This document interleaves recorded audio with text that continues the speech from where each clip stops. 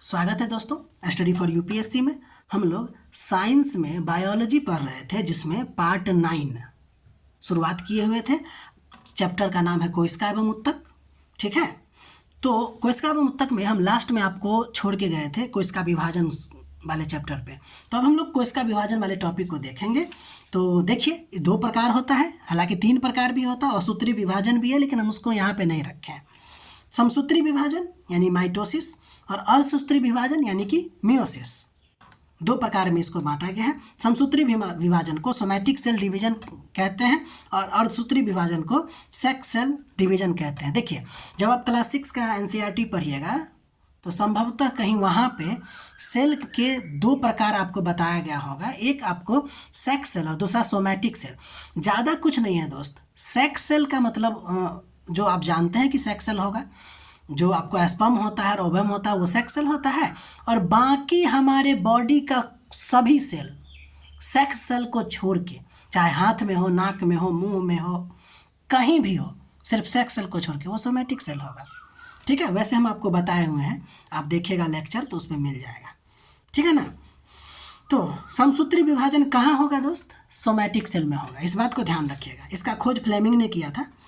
इसमें होता क्या है समसूत्री विभाजन में कि जो मदर सेल होती है ना, ये जो होता है उसको मदर सेल, एक सेल जो विभाजन हो रहा होता है उसको मदर सेल बोला जाता है, और विभाजन होकर जो बनता है उसको डॉटर सेल बोलते हैं। तो इसमें समसूत्री नाम क्या है भाई? समसूत्री। तो जो मदर सेल से 2 डॉटर सेल बनता है, इस बात को समझ गए। साथ ही डॉटर सेल में जो गुणसूत्र होते हैं ना, वो उतना ही होते हैं जितना मदर सेल में होता है। जैसे देखिए, अगर मदर सेल में 2n है यानी कि 46 है, तो इसमें भी 46 होगा और इसमें भी 46 होगा। तो चूंकि जितना गुणसूत्र मदर सेल में था उतना ही गुणसूत्र आपको डॉटर सेल में हुआ, इसीलिए इसको हम क्या कहते हैं? समसूत्री विभाजन। क्यों? क्योंकि गुणसूत्रों की संख्या बदलती है या अपरिवर्तित रहती है? तो अपरिवर्तित रहती है। ठीक है दोस्त, ये देख लीजिए, ये थोड़ा सा डायग्राम बता दिए हैं, इससे समझ में आसानी मिलेगी। अब हम लोग आगे बढ़ते हैं। ध्यान दीजिए, इस डिवीजन से आपको पता ही हम बता दिए हैं, इस डिवीजन से आपको सोमैटिक सेल का निर्माण होता है जो वृद्धि, विकास, घाव भरना इत्यादि में मदद करता है। इसीलिए अगर आपको पूछा जाएगा हमारे शरीर में वृद्धि जो होता है वो कौन सा सेल डिवीजन से होता है, तो आप लोग कहिएगा समसूत्री विभाजन से। यानी वृद्धि हो गया, विकास हो गया, घाव का भरना हो गया, उत्तकों का मरम्मत हो गया, ये सब के सब आपको समसूत्री विभाजन के द्वारा होता है। ध्यान दीजिएगा, अनेक जीवों में अलैंगिक जनन का जो आधार होता है वो भी आपको क्या होता है? समसूत्री विभाजन होता है। कोई दिक्कत? आगे बढ़ते हैं। बहुत ही सिंपल शब्दों में, अपने शब्दों में हम इसको लिखने का कोशिश किए हैं। देखिए, इस विभाजन में 4 भाग होते हैं। पहला होता है प्रोफेज, दूसरा होता है मेटाफेज, तीसरा होता है एनाफेज और चौथा होता है टीलोफेज। सब के बारे में थोड़ा थोड़ा देखते हैं।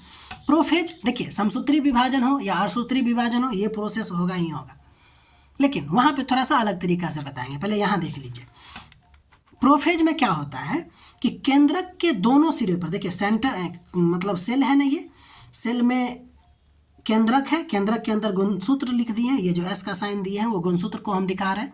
इस दोनों सिरे पर, यानी कि क्या होता है कि केंद्रक के दोनों सिरों पर आपको 2 सेंट्रोसोम प्रकट होता है। आपको पता है ना सेंट्रोसोम का काम क्या है? विभाजन में सहायता।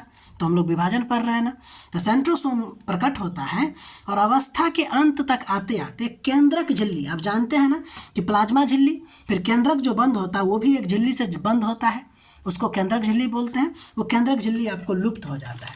तो प्रोफेज में 2 बात, पहला सेंट्रोसोम प्रकट होगा 2 गो और केंद्रक झिल्ली लुप्त हो जाएगी। अब ये भाई साहब खाली हो गए, तो मेटाफेज शुरू हो जाता है। इस अवस्था में क्या होता है कि सेंट्रोसोम से धागानुमा संरचना निकलने लगती है, जिसको स्पिंडल फाइबर कहते हैं, धागेनुमा संरचना, जो गुणसूत्र को अपने तरफ खींचती है, प्रत्येक गुणसूत्र को। इस बात को ध्यान रखिएगा, ठीक है, जिसको पोलराइजेशन कहते हैं। ठीक है दोस्त, तो मेटाफेज में ही आपको पोलराइजेशन होता है। जब आप देखिए कि ये जो सेंट्रोसोम उत्पन्न हुआ था उस स्पिंडल से, यानी कि स्पिंडल फाइबर निकलने लगता है, वो गुणसूत्र को अपने तरफ खींचने लगता है। क्या करने लगता है? अपने तरफ खींचने लगता है। किस फेज में? मेटाफेज में। इसी को खींचने के प्रोसेस को क्या बोलते हैं? पोलराइजेशन कहते हैं। अब शुरू होता है दोस्त एनाफेज। देखिए इस अवस्था में मेटाफेज के खिंचान के कारण, मेटाफेज में मतलब कि इस अवस्था में मेटाफेज में जो खिंचान हुआ था वो गुणसूत्र की संख्या दुगुनी हो जाती है। यहाँ पे खिंचान हो रहा है मेटाफेज में, उसके बाद आपको एनाफेज में गुणसूत्र की संख्या दुगुनी हो गई होती है और स्पिंडल फाइबर लुप्त हो गया होता है। जैसे देखिए खींचा इधर इधर, दो अलग अलग गुण मतलब कि अलग अलग गुणसूत्र बन गया ना। अब देखिए लास्ट फेज है टीलोफेज। इसमें ये जो विभाजित गुणसूत्र है ना और कोशिका द्रव्य वो आपको नई कोशिका को जन्म दे देता है। ठीक है, कोई दिक्कत? तो इस बात को ध्यान रखिएगा। तो ये 4 फेज हो गया। कौन कौन हो गया? तो एक हो गया आपको प्रोफेज, दूसरा कौन हो गया? मेटाफेज, तीसरा कौन हो गया? एनाफेज, चौथा कौन हो गया? टीलोफेज। आप उम्मीद है कि इस बात को समझ गए होंगे कि किसमें क्या क्या होता है। अब देखिए कुछ बात को नोट कर लीजिए कि केंद्रक और गुणसूत्र का विभाजन को कैरियोकाइनेसिस कहते हैं, जबकि कोशिका द्रव्य के विभाजन को साइटोकाइनेसिस कहते हैं। ठीक है ना? अब आगे बढ़ते हैं, कुछ और फैक्ट देखते हैं। देखिए अब जो आप चारों अवस्था पढ़े हैं उसमें से कौन अवस्था ज़्यादा समय लेता है, कौन अवस्था कम समय लेता है और कौन अवस्था में आप गुणसूत्र को बहुत बढ़िया तरीका से देख और पढ़ सकते हैं। तो देखिए सबसे ज़्यादा टाइम लेने वाला अवस्था है आपको प्रोफेज, पहला नंबर का। सबसे कम अवस्था वाला 3rd नंबर का एनाफेज। ठीक है, और मेटाफेज जो होता है ना उसमें आपको गुणसूत्र बहुत बढ़िया से दिखेगा। तो वैज्ञानिक हो गए या हम लोग भी अगर चाहें तो गुणसूत्र का अध्ययन बढ़िया तरीका से किस अवस्था में कर सकते हैं दोस्त? तो वो कर सकते हैं मेटाफेज में। अब आगे बढ़ते हैं। अर्धसूत्री विभाजन, मियोसिस, खोज किया था फॉर्मर एवं मूरे ने। इसमें सेक्स सेल का निर्माण होता है, हम पहले ही बता चुके हैं।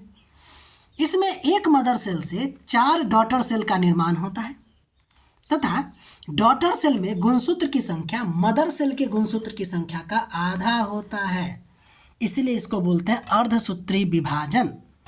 और बताइए तो ये लैंगिक जनन में होगा या अलैंगिक जनन में होगा? तो लैंगिक जनन में भाग लेने वाला प्रोसेस है ना ये। तो बताइए क्या बच्चों में होगा? तो बच्चों में नहीं होगा, क्योंकि लैंगिक गुण तो आपको अवस्था के एक अवस्था के बाद ना पता चलती है, बच्चा में थोड़ी होता है। 12-13 साल के बाद से आपको लैंगिक जनन जैसा प्रोसेस उसमें होना शुरुआत ही होता है। ठीक है ना? तो उस समय नहीं होता होगा, उससे पहले नहीं होता होगा। तो बच्चों में नहीं होता है। कौन? अर्धसूत्री विभाजन। दोस्त देखिए एक मदर सेल से 4 डॉटर सेल का जो निर्माण होता है तो उसमें 2 प्रोसेस काम करता है, यानी कि इसलिए अर्धसूत्री विभाजन की जब हम बात करते हैं कोशिका में तो अर्धसूत्री विभाजन जो है आपको 2 प्रकार का हो जाता है। एक अर्धसूत्री विभाजन 1 और एक होता है अर्धसूत्री विभाजन 2। पहले होता क्या है, एक मदर सेल से पहले 2 डॉटर सेल बना जो कि आधा हो गया, फिर ये आधा आधा फिर 4 भाग में बट गया। लेकिन इस दौरान होता क्या है कि आपको सेम रह जाता है, यानी कि 23 तो 23 में विभाजित होगा। गौर कीजिए अर्धसूत्री विभाजन 2 पार्ट में है। पहला अर्धसूत्री विभाजन 1 जिसमें सेक्स यानी कि जो गुणसूत्र है उसकी संख्या आधा हो जाती है। उसके बाद जो है आपको अर्धसूत्री विभाजन 2 शुरू होता है जहाँ पे लगभग ये माइटोसिस जैसे प्रोसेस होता है। ध्यान दीजिए अगर ये सेल डिवीजन है तो क्या इसमें प्रोफेज, एनाफेज, मेटाफेज या टीलोफेज नहीं होगा? क्या होगा? तो जब होगा तो इसमें भी होगा और इसमें भी होगा, तो ये तो 2 चरण हो गया ना। तो इसीलिए इसको अर्धसूत्री विभाजन 1 है ना, तो ये भी आपको 4 पार्ट में डिवाइड होगा। 4 तरीका है कि पहले आपको सेंट्रोसोम उत्पन्न होगा तो उसको हम लोग कहेंगे प्रोफेज। फिर आपको क्या होगा, उससे स्पेंडल क्या कहते हैं फाइबर निकलेगा तो उसको हम लोग क्या कहेंगे? मेटाफेज कहेंगे। तो इसको कहेंगे पी। अगर अर्धसूत्री विभाजन 1 है तो इसको P1, M1। उसके बाद कौन सा है? उसके बाद है आपको एनाफेज, तो उसके बाद हो जाएगा आपको A1, फिर हो जाएगा टीलोफेज तो T1। समझ में आ रही बात? फिर ये 2 पार्ट में बट गया, 23 और 23 हो गया, यानी कि 2 सेल डॉटर सेल बन गया। अब फिर से ये शुरू होगा, तो जब ये आपको बनेगा तो फिर से इसमें प्रोफेज, मेटाफेज, एनाफेज और टीलोफेज होगा। तो बताइए क्या इसमें फिर से 1 लिखेंगे क्या? तो नहीं, इसमें लिख देंगे चूंकि 2 है तो फिर प्रोफेज 2, प्रोफेज 2, मेटाफेज 2, एनाफेज 2 और फिर टीलोफेज 2। तो इसलिए हम नहीं लिखे कि कन्फ्यूजन होगा। समझ में आ रही बात? लेकिन जो हम आपको समसूत्री विभाजन में बताए हैं विभाजन का प्रोसेस, ये इसमें भी विभाजन वैसे ही होगा और इसमें भी विभाजन वैसे ही होगा, बस नाम अलग अलग कर देते हैं 1 2 1 2 1 2। कोई दिक्कत दोस्त? अब देखिए असूत्री विभाजन का जो 1 है, असूत्री विभाजन 1 टाइप है, उसके जो प्रोफेज अवस्था है, बोले ना 4 पार्ट होता है, प्रोफेज, मेटाफेज, एनाफेज, टीलोफेज। तो प्रोफेज का यानी कि प्रोफेज में एक चीज होता है जिसको हम लोग कहते हैं क्रॉसिंग ओवर। ध्यान दीजिए, अर्धसूत्री विभाजन का टाइप 1 में जो प्रोफेज का अवस्था है उसमें एक चीज होता है जिसको हम लोग कहते हैं क्रॉसिंग ओवर। ये बहुत इंपॉर्टेंट है क्रॉसिंग ओवर को ले। क्रॉसिंग ओवर क्यों? क्योंकि यह विविधता उत्पन्न करता है। अनुवांशिक विविधता उत्पन्न करने में सक्षम कौन है?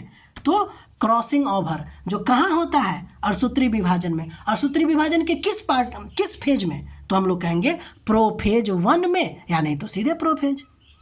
ठीक है, अब बाकी ये तो आप समझ ही गए कि अर्धसूत्री विभाजन जो होता है यह माइटोसिस के जैसा होता है। ठीक है, तो ये था आपको कोशिका विभाजन। उम्मीद है आप इसको पहले लिख लीजिए, लिख लेने के बाद फिर आपको और एक बार वीडियो देख लीजिएगा तो और अच्छा से समझ में आ जाएगा। बाकी अगर आपको हमारा प्रयास अच्छा लग रहा है तो लाइक कीजिए, शेयर कीजिए, सब्सक्राइब कीजिए। अब ये कोशिका वाला चैप्टर ख़त्म होने ही वाला है, मुश्किल से 1 लेक्चर और होगा, फिर हम लोग उत्तक पे आ जाएंगे। ठीक है, मिलते हैं अगले वीडियो में। अपना ख्याल रखिए।